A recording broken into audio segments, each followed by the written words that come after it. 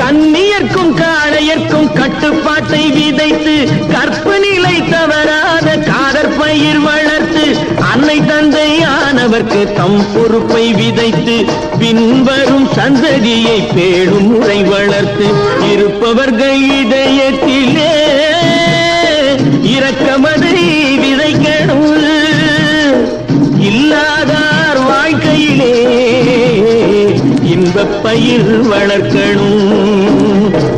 நல்ல நல்ல நிலம் பார்த்து நாமும் விதை விதைக்கணும். நாட்டு மக்கள் மனங்களிலே நாணயத்தை வளர்க்கணும்.